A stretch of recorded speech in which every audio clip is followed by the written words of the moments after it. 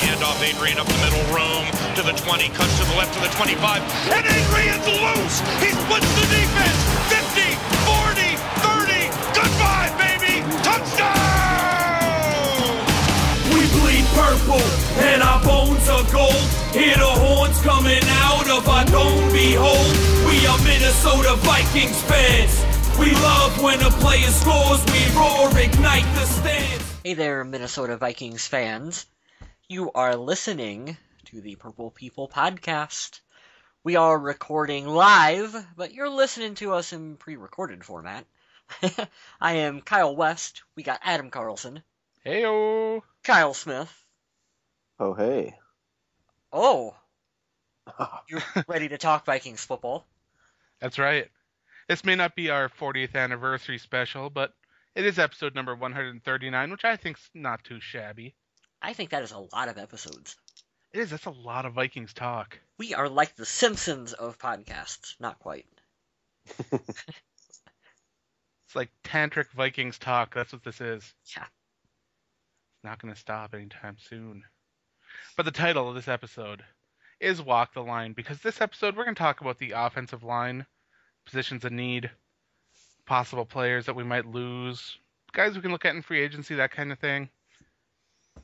But first, quick hits. We're going to hit you. We're going to do it quick. I love the quick hits, I do. Me too. Adam loves them. According to an article on CBS Sports, the Minnesota Vikings have the 12th hardest schedule in the NFL during the 2015 season when using their opponent's 2014 schedule as the weighing schedule. Now, their schedule will be the hardest in the NFC North according to those schedules, but the difference is so minor, and using last year's schedules, using the records of last year's teams on your schedule isn't really a very good science. I think that so much has changed. Like, you saw how much the Atlanta Falcons went from a dominant team to not so good. Mm-hmm. Teams can make that kind of jump. Like, let's say, for example, the Denver Broncos. Let's say Peyton Manning retires. The Denver Broncos all of a sudden don't seem all that super scary anymore from an offensive point of view. I don't know, Brock Osweiler, man. He's tall. He is tall. He is very tall. He's a tall man. I'm with you, Adam. Football changes so much from season to season, and last year's teams really don't mean jack compared to what the teams are going to be this coming. We don't even know what the teams are going to be this coming season. And hardest schedules, like, I would prefer to play a hard schedule and win and do good, as opposed to have an easy schedule and then kind of feel like, oh, when you slide in. Like, I want to be a tested team going into the playoffs. And so, stack them up, bring them on, we'll take them out. Competing in the NFC North is going to be the hardest part. That division is a beast. Yes. Even though the Bears don't really get a lot of positive press, they're still a pretty tough team to play against, and the Lions and the Packers are at that point in both of their teams' situations right now that they are no easy game. So the NFC North, I can't wait to see this battle next season. Hopefully the Vikings are ready. I think Chicago is poised to have a bit of a bounce-back season. With what they're doing with their coaching staff, like, I think they're headed in a good direction, and they'll be a tougher team to play than what we've had the past couple of seasons. I hope that's true. ESPN on their website listed the attendance for each stadium, and they ranked them according to the number of fans per home game. Dead last, the Minnesota Vikings. Now, there are some good reasons for this. The Vikings are playing at TCF Bank Stadium, the Gopher Hole, and the attendance there is only 52,525. Mm-hmm. The fact I know that number off the top of my head makes me kind of sick to my stomach. That's why you host the show, Adam. But the Vikings still fill that stadium 99.45% of the time, despite all the weather conditions and everything else that goes on in the winter months in Minnesota. I think that's very impressive. And when you readjust it based on the percentage of filling the stadium, the Vikings move up to 13th in the NFL. So I'm going to congratulate Vikings fans on filling the stadium and cheering on the Vikings no matter what. Way to go, fans. Yeah, we do our part. It's just not that big of a stadium. And, I mean, you compare Vikings games to, like, Jaguar games that you see, And the Jaguar Stadium looks empty. Sorry, Jaguar fans. We're always picking on you here at the cast. No, we're not. Well, let's change it up too, because Miami seems the same way. Yeah. It's Miami. It's nice there all the time. You guys can't go to a Dolphins game. Like, it'll be snowing, blowing, windy out here in Minnesota, and we can get... What was the statistic that you had? 99.4%? Yeah, see, that's what I'm hung up on. Yeah. You're saying that 99.45% of the Gopher Hole is filled, but I guess they're looking at numbers just because you can't hold a large number crowd. You should base it off the percentage of fans that can fill that particular stadium. That's awesome. So when you try to compare TCF Bank Stadium with Jerry's World down there in Dallas. Yeah, that's exactly what I was going to say. It's nowhere near the competition.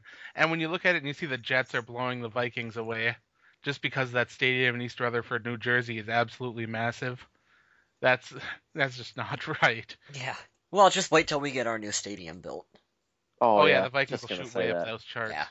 Can't wait for that.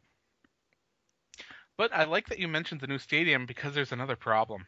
Yeah, is it about birds? It's about birds. It's always about birds.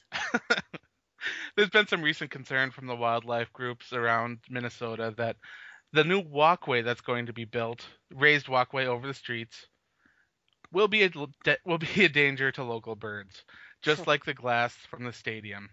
Now, I know that there's still a lot of time that they can work on this and work out the problems and try to get things figured out, and that's the official statement from the Stadium Development Board in Minnesota.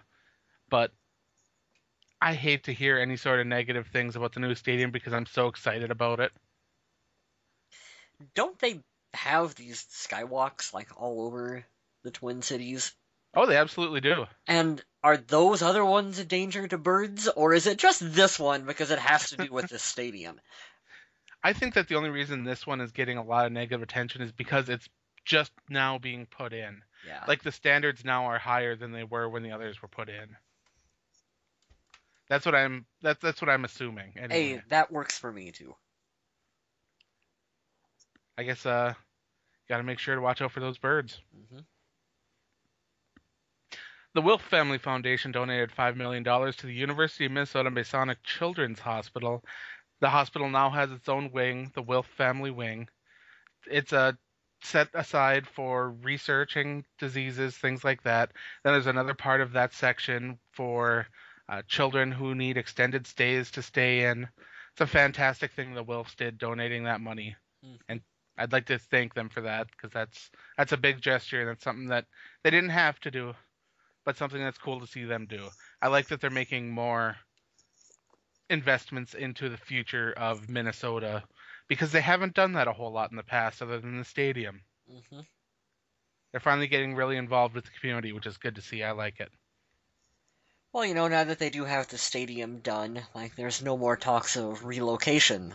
With that being out of the way, maybe they feel more comfortable as to, hey, Minnesota is going to be our home with the Vikings for a long time, so now we feel more comfortable doing things like this. And you're right, anytime that you get people donating to a children's hospital, who can say anything negative about that? I mean, come on. I was just going to say that. Yeah. What better place to donate $5 million than to a children's hospital? That's awesome. Mm-hmm. The Minnesota Vikings have promoted Kevin Warren to their chief operating officer. I don't know a lot about Kevin Warren, but from what I've been reading online, his stance on things like the Adrian Peterson situation may not bode well for the running back. Apparently he's a bit of a stickler. Yeah. Whatever. Little happier news. Detroit Lakes, Minnesota celebrated Adam Thielen Day on February 7th. It's kind of awesome to see Detroit Lakes celebrating their hometown boy. I feel bad getting this news out 10 days late. Hopefully next year when February 7th rolls around, or if they do it on the first Saturday of the month or whatever, I hope that more people can make it to Detroit Lakes, because a camp was held where he was on hand to throw footballs and catch footballs with kids, run a couple drills and things like that. It was a pretty cool experience. I'm glad to see it go down. He is a player on the rise for the Minnesota Vikings, and deserving of having his own holiday. He's on the rise, but on the bubble. Yeah, still, but he'll be with us in 2015. He's worked really hard to get where he's at. Like he's earned every bit of his roster spot. Absolutely. My final quick hit is that former Minnesota Vikings linebacker Matt Blair will be at the Eden Prairie Garden Expo in March. If you remember him, he was a good linebacker and an excellent special teams player. Minnesota Vikings, Ring of Honor, just a fantastic player. If you are in the Eden Prairie area in March, try to go over and check him out, get an autograph, picture taken with him, all that fun stuff, because he really is a Vikings legend. I have two questions. Question A, what's a garden expo? And question B, is he there to sign autographs, or is he just like shopping and you know his personal schedule, Adam? He'll have his own booth. You can go over and interact with him.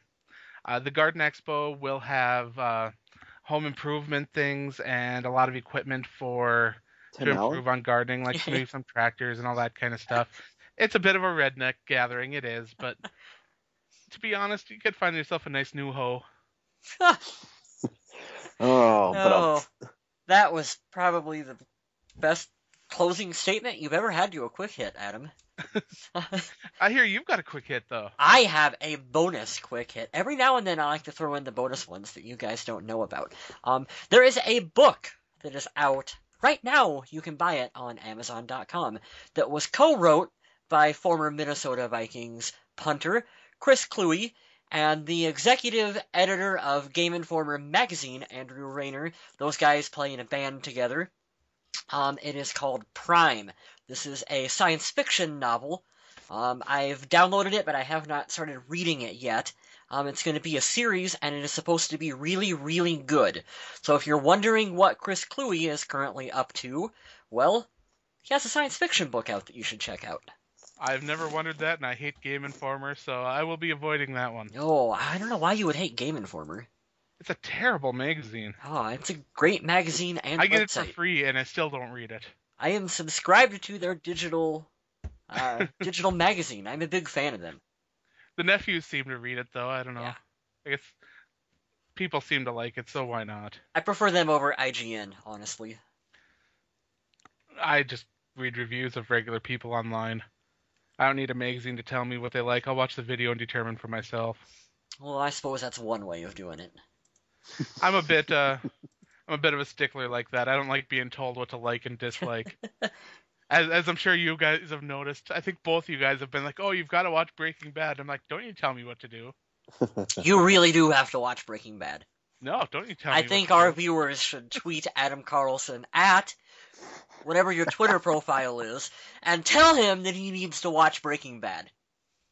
I've never watched Breaking Bad. Or you could tweet at Purple People Pod and let them know, hey, it's okay if Adam doesn't watch Breaking Bad. It's all right. There's only 1/3 of this tripod that's watched the Breaking Bad.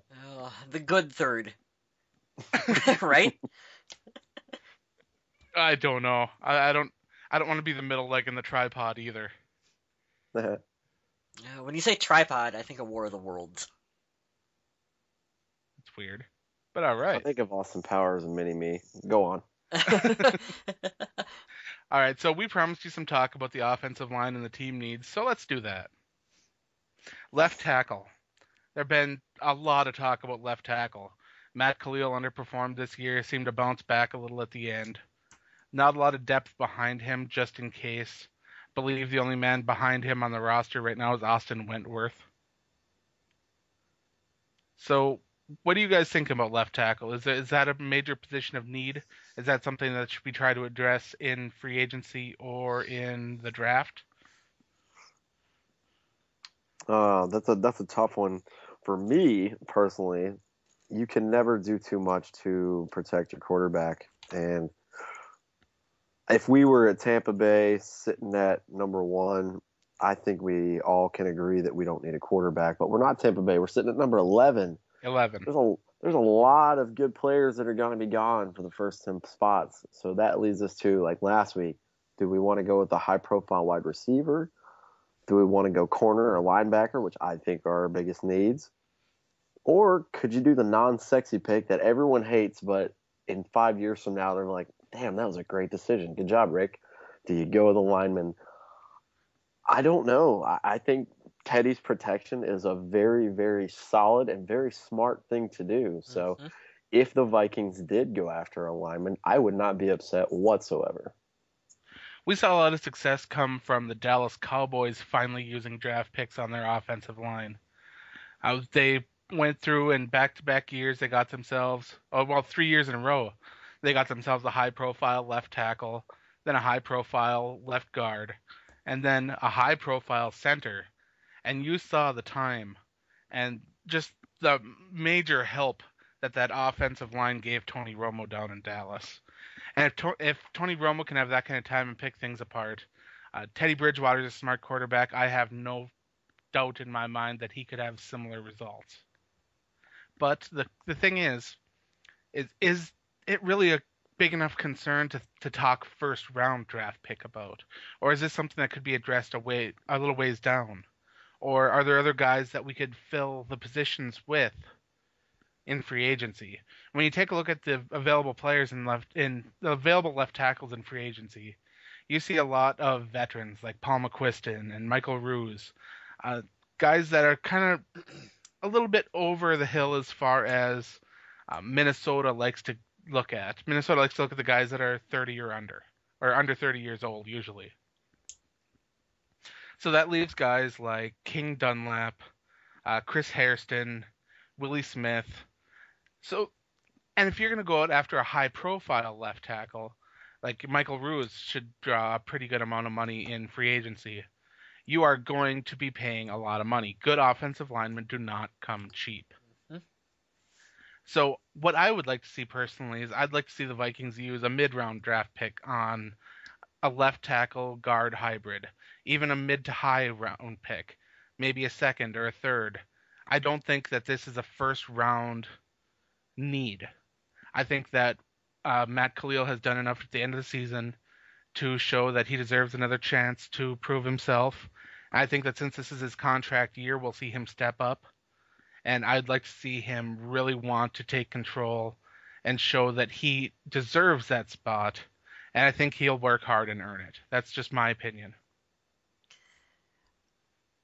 I think it comes down to whether or not Rick Spielman and the Minnesota Vikings are ready to give up on Matt Khalil, which I do not think they are going to do that, because that would be an indictment on Spielman and his staff to essentially say, hey, we messed up on another early round draft pick. So with that in mind, I don't think they are going to take a left tackle that early. What you said, Adam, with him going for maybe sort of a mid-round guy that you can, hey, he's good depth, he's a backup player, he can help push Matt Khalil in training camp and stuff. I think that is a safe and smart route for the Vikings to go.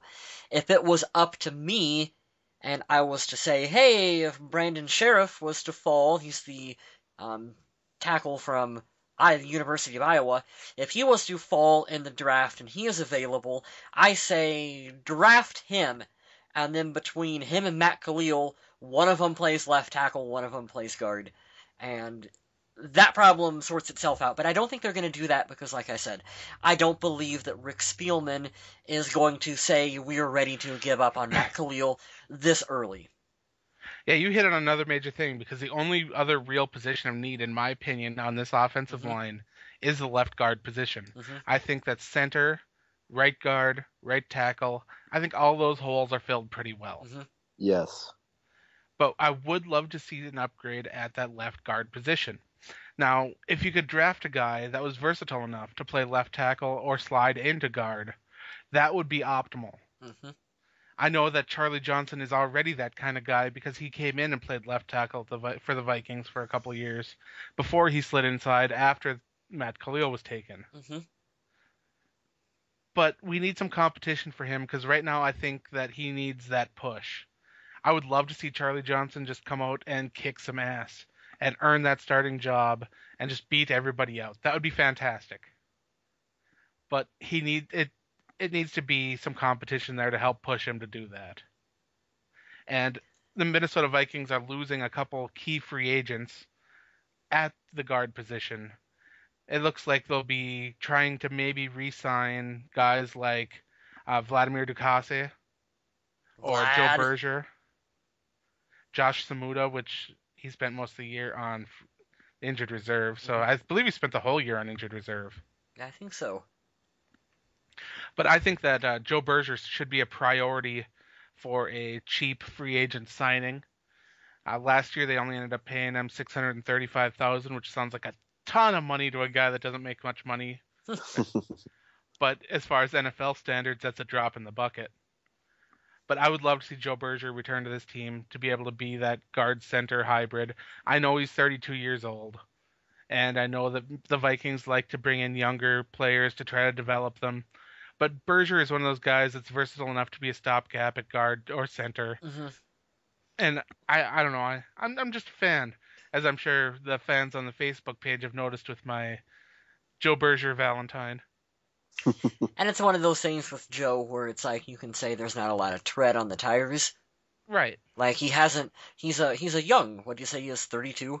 32. He's a young 32, where he doesn't have a whole lot of wear and tear on him that someone that would have maybe been starting their entire career. So I'm really confident that he is going to be back with this team. I think that he'll test free agency, and I think he'll eventually be back. I do believe that there's some sort of loyalty now for both the Vikings and Berger, that there will be some sort of deal done. I'm pretty confident that'll happen, but that still doesn't exclude that if a player, a high-quality player, falls to the Vikings in the draft, whatever round it might be, and that guy can play guard or offensive tackle, don't doubt for a second that Spielman will pull the trigger. Like I said, man, if Brandon Sheriff somehow falls to us at number 11, like you're looking at it where there's a guy that he can start left tackle, he can start guard, it could be either or. Like, if he's there for the Vikings, do it, man. Draft him and figure out what positions people are going to play later on. Like, that's what camp is for. That's true. As we all know, Rick Spielman's job is to put the best talent available on the field and then let the coaching sort out how to work them and how to make this team win. That's what it's all about. Haven't heard from Mr. Kyle Smith lately. It's funny. I agree with all the things you guys are saying. I don't want to double tap too much because I do that enough every week. But like you said, for Matt Khalil, I agree for the contract year. I think he just had a hiccup this season, and it wasn't the entire season. Like you said, he did start to bounce back.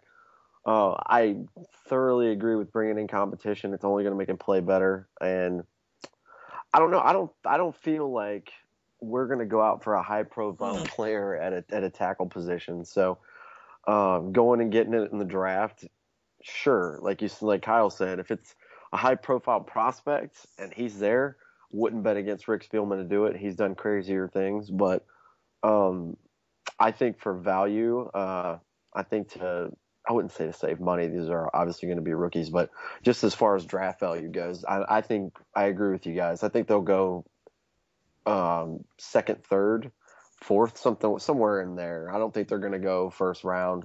I think we have bigger needs, but if the talent's there, go for it. You can, like I said earlier, you can never be too protective of your quarterback. And like you talked about Dallas earlier, and I'll shut up after this.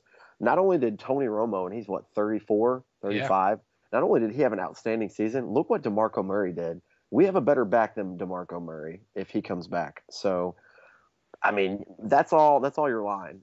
So I don't know. You really think Matt Asiata is better than DeMarco Murray? Touché, sir. There have been a lot of rumblings, though, in the Minnesota Vikings community that going after a free agent guard might be the best solution to the problems on the offensive line. There are a couple free agents that have been having their names thrown around. I like the idea of bringing in Orlando Franklin out of Denver, but the most popular one out there is Mikey Apati from the 49ers. Spend way too much money to bring him in. And keep in mind, Apati, he is an awesome blocker. He is. But he's not complete. You'd overspend for him. Like that. I'm sorry, bad teams overspend for players with name recognition like that. That is true. That's very true. And like we said at the beginning of this conversation, offensive linemen in free agency do not come cheap, at least not the good ones. No. And the ones that do hit free agency usually have flaws of some kind. And that's not to say guys like James Carpenter from Seattle. He's got all the talent in the world, but hasn't been able to realize it. That might be one of the cheap guys that maybe Rick Spielman will throw a little bit of money at and say, hey, let's see how things work out here. That sounds exactly like a Rick Spielman prove-it contract. Then he can come in and be like, hey, we're going to sign you to this 1 year, 2 year prove-it contract and show us what you can do, and we'll parlay that into a larger deal.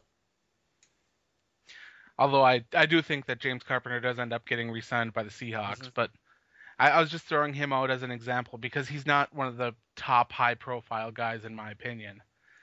But to me, throwing money at guards in free agency can be kind of foolish. I know that spending a lot of money on any position as better of a premium player can be a huge investment and a huge risk. We've seen that happen in the past when people are already saying that the Vikings overpaid on Greg Jennings at wide receiver. We saw the Vikings overpay with John Carlson at tight end. It's all these positions that these are still good, solid players, but the fact that they're overpaid is what makes them liabilities for the team. As much as I love Greg Jennings. It doesn't matter who you sign or what you pay them. There will always be a percentage of fans who think you're overpaying for them. No matter what. It could be anyone. That's very true. It's very true. And the Vikings will have a lot of cap money to throw around. And I know fans out there are talking about guys like Des Bryant or DeMarco Murray or Orange Julius. Things like that. Orange Julius? Yeah, Julius Thomas. Oh, okay. Come on, man. Ain't you been watching Denver games? No. Which Vikings games? Well, next year you'll be watching at least one Broncos game then. Very much. I'm looking forward to Brock Osweiler. Of course, by then, Orange Julius might not even be a member of the Broncos, so we'll find out there. Demaryius Thomas is a free agent. There are some high-profile players that will be available, and the Vikings do have quite a bit of money, so they would be able to throw a deal down at a major premier player. But the issue is do they want to take that money and sign their current players to longer extensions, or do they want to try to make a splash? Because personally, I would love to see the Vikings trying to pound out a long-term deal with someone like Harrison Smith, rather than spending a little bit of extra money and, well, not a little bit, but quite a bit of extra money, and bringing in a guy like Demaryius Thomas, who, let's face it, Peyton Manning can make most receivers look good. And I'm not saying Teddy Bridgewater can't do the same thing, but will Demaryius Thomas flourish in a system without Peyton Manning? And I think that's going to be a big question. Yeah, you're right. Money. You got lots of first round young guys for the Vikings that are going to be coming up that are going to be needing contracts here shortly. So you're right, you do have to be forward thinking about, do you want to bring in guys from other teams, or do you want to take care of the ones that you've drafted and developed? And underneath Spielman and Zimmer, the philosophy for this team is draft and develop. Like, we are not going to be the Oakland Raiders that are going to go out and sign a bunch of name talent from 5 years ago to contracts to whatever. I don't even know what the Raiders were trying. You brought up a great idea with the Raiders, because you saw the big name free agent that they went out and signed, right? Their wide receiver, James Jones. How many average fans even know that James Jones plays for the Raiders? Who knows? Who did they sign from the Giants? Justin Tuck. Justin Tuck. Yeah. God bless him for still playing, but like, what? You know what I mean? Sometimes those investments just don't seem to pan out. Yeah. And Randall Cobb now for Green Bay is talking about, as far as from the reports I've been reading, wanting about $9 million per year from Green Bay. They might be paying Jordy 15 then. Come on now. It's money, right, man. We got our own NFL, it's crazy. We have our own guys to take care of. Like, we have Harrison Smith that we got to lock up. Xavier Rhodes. He is absolutely not going anywhere. That's the one thing I can say confidently. They are not going to let that kid go. An unpopular thing I'm going to say is that I'd love to see Josh Robinson get locked up for a while too. I know that he's not a premier cornerback, and I know he makes a lot of mistakes, but he's got a lot of speed and he's a good sub. I think that getting him to a cheap long-term deal could be a priority. And he will continue to grow and develop underneath Mike Zimmer as well, too. You know what? We're going to have Teddy that we're going to have to lock up here in a couple seasons as well, too. Like all We're going a bit long term there. Yeah. But still, I mean, like, hey, he's got a contract that'll be coming up. Not, like you said, not right now, but couple years from now, you gotta work out Teddy. That's going to cost a lot of money for the team. Yeah, because when you think about some of the 2015 free agents for the Vikings, 2016 free agents that will have to get locked up. If Matt Khalil bounces back this year, you've got a left tackle that you're going to be paying quite a bit of money to. Mm-hmm. Then you got Harrison Smith, you're going to need to lock him up to a big deal. You got Josh Robinson, who you're going to want back. You got Jarius Wright, who I believe has earned a nice, bigger size deal. Blair Walsh will be looking for a new deal.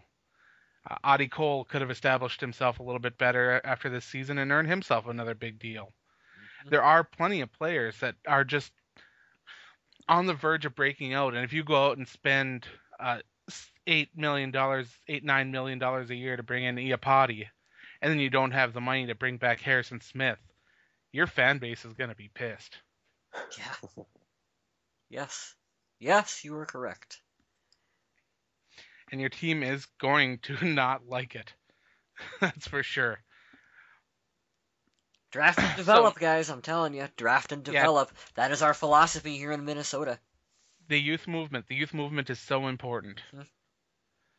Whether it's through free agency or the draft, getting your own players, taking the time to develop them. We've seen the flip side of it before when this team was all about we're going to make a splash and we're going to sign Jared Allen and we're going to sign Brett Favre and Bernard Berrien.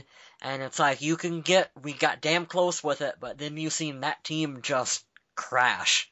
Just crumble. Just crumble. And if you have a good scouting department and you can draft and develop your own talent, like you can be the New England Patriots, and you can be good for an extended period of time. Like, that is, I believe, what they're trying to do here in Minnesota. Yeah, I hope so, too, because you know what comes out when teams go out, like last year.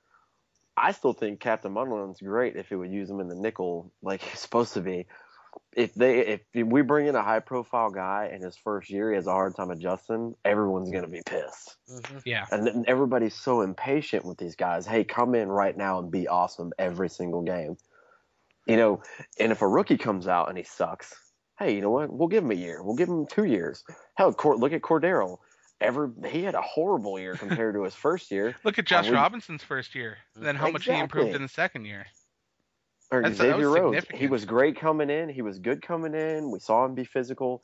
He was absolutely monstrous this year. You know, you got to give these guys time. And I think if you bring in a high profile guy, people are just going to be so damn impatient for it. You know, like I think better, like you guys said, Kyle, I love the New England analogy because they've been doing it for freaking a decade now. Yeah.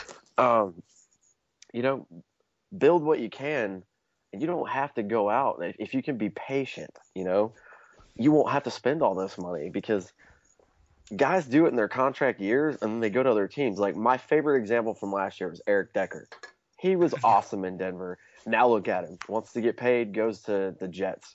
I'm sure he loves the money, but it's not gonna be the same as when you're catching passes from Peyton Manning. Here's an analogy that I want to make really quick. And I'm a big Randy Moss fan. I would never diss Randy Moss. But smart teams trade Randy Moss at the tail end of his career like the New England Patriots. Dumb teams, like that version of the Minnesota Vikings, sign Randy Moss and expect the 1998 version of him to suddenly show up on the field. And what we are hoping for here in Minnesota is to get to a point where we can be like the Patriots and say we are going to cut ties with Randy Moss or Wes Welker and have the younger guys underneath it that can step up and fill in those shoes. You know what I mean? Yeah, absolutely. Yep. You know what's a great analogy for that to go along with? Jared Allen. There was a lot of heartbreak when he left. And I know he had pneumonia last year, but his stats sucked in Chicago. Just compared to every year he was in Minnesota, you know, the double-digit sacks, all that good stuff. It just wasn't the same. I mean, I know I was kind of like, man, I hope Everson stepped up, and obviously he did. But Well, that's a great point. Yeah. let's talk about one more major thing before we're done with the free agent and draft positions and needs here with the offensive line. I wanted to bring up that this is a team that's still in transition. They have new coaching staff, new offensive systems. Mike Zimmer is still trying to fill his team with Mike Zimmer guys. He's had one draft do that.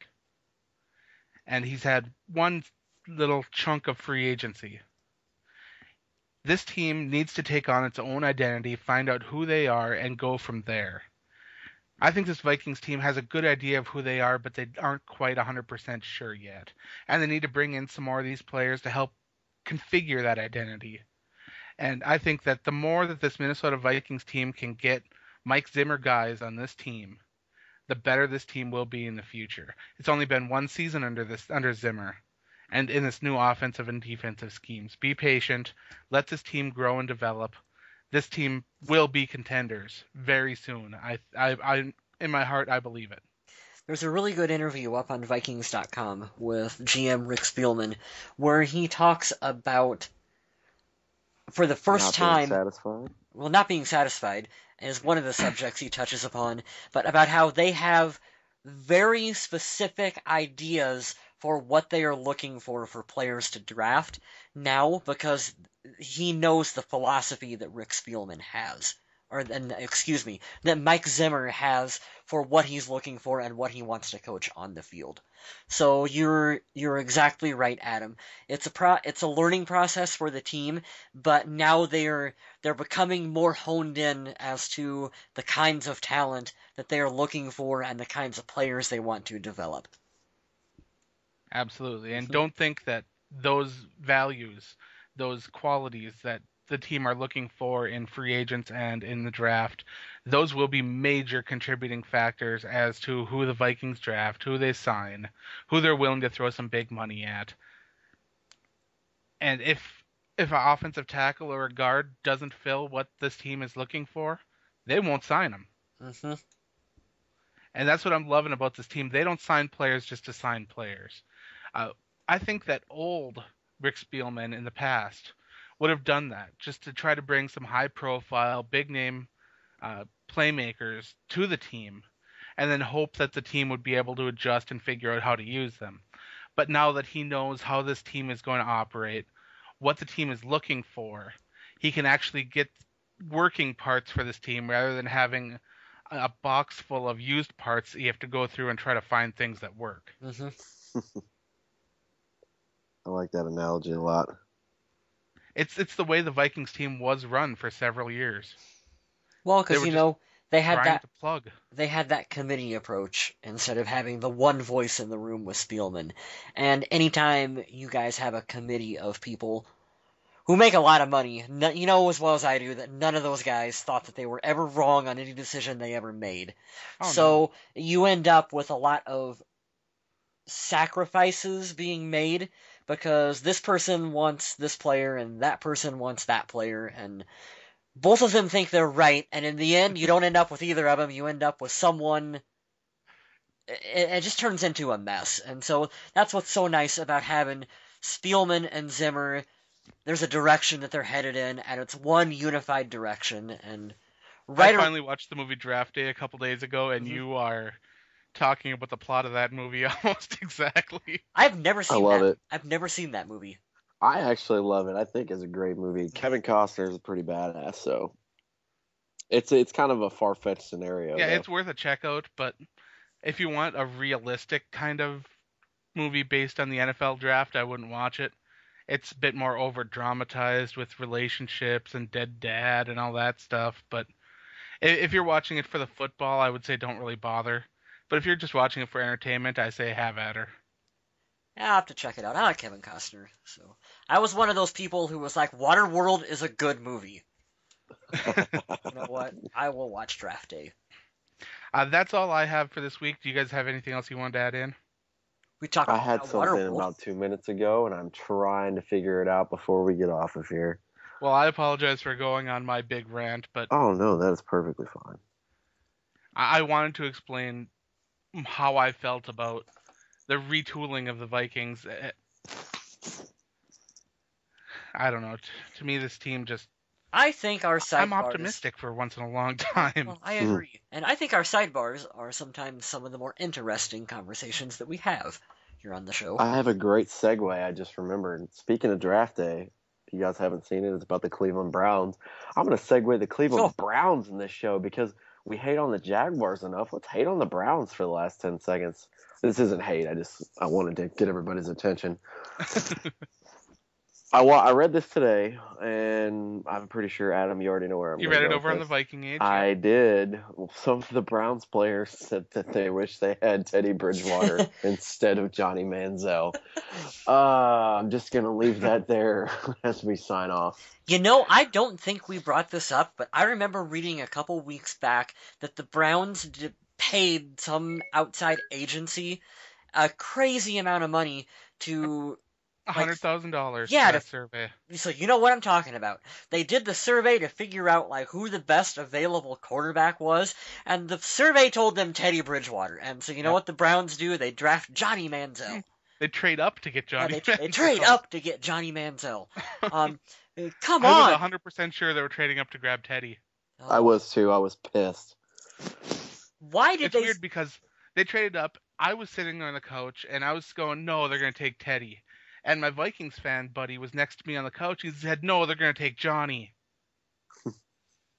And I was like, really? You think so? I'm glad that he was right. Why would you spend money to have a survey done and then be like, we're not going to listen to it? Well, the thing is when you're doing the draft process, you get so much information piled on about you. I'm sure you've heard the stories about... some of the interviews that happened during the process, like Des Bryant's mother. Oh, yeah. I'm sure you've heard that story. The interview process and the exploration process on each of these young gentlemen is insane. They know if you took a dump and it came out green one day. They'll know. Packer green. Green Bay green. I mean, it's insane what some of these people do. And any small piece of information can really throw people off.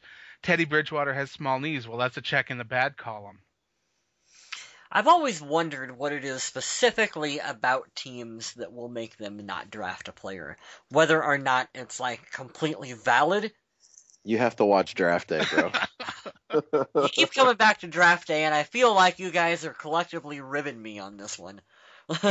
No, the birthday party. You have to watch it. To know what we're talking about, but it's that stupid. It really is.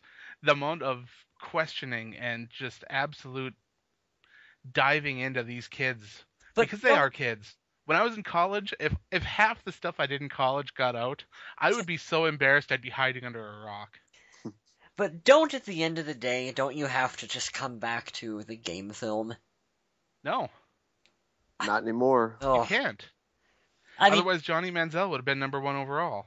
If you go back those to are different circumstances. If all you did was go to the game film, Jameis wouldn't even went back to college this year. But you got to worry about all the off-the-field shenanigans. Yeah, but those are kind of crazy out there players that out of all the guys who get drafted, those two are kind of the exception towards the crazy end of the spectrum. You know what You'd never know about Purple Drink. You'd never know any of that. Oh. Purple Drink on the Purple People podcast. Taco Bell. Sponsored by Taco Bell. Before we get off sponsored here, by Taco Bell. That's got to happen. I want a quesadilla now. Before we get off, Kyle, you need to tell them what podcast that we did earlier before we got on. Oh, the Purple Ponder podcast. We decided we were going to start a second weekly podcast called the Purple Ponder Podcast, where each and every week we will bring you up-to-the-minute Christian Ponder news and information, mostly about his wife, Samantha, because we are all big Samantha Ponder fans here, right? She does a good job. She is very attractive. God bless America. She's not going to listen to this. Who cares? And they're an absolutely fantastic family, and I wish them the best in everything they do going forward. And if you do listen, Sam, my wife follows you on Instagram. We love you. He has all the tools necessary to be the next Tavares Jackson for the Seattle Seahawks. I don't know. Is he good at coin flips? I don't know. I'm with you. That's why they lost that Super Bowl. Should have Who sent. doesn't send T-Jack out there? That's Yeah, ridiculous. sent T-Jack out for the coin. On that note, I think Thunder out too.